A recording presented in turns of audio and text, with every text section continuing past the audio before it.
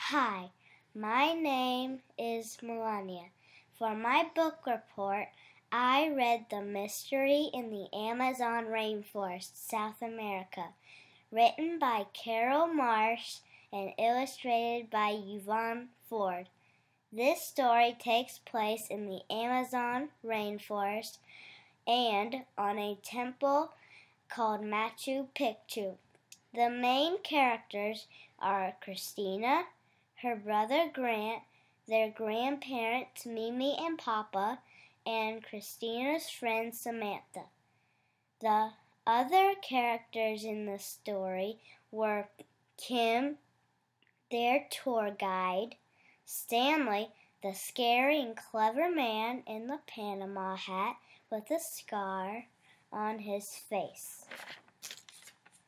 This mystery in the book is that Grant finds a mysterious map that belongs to Stanley.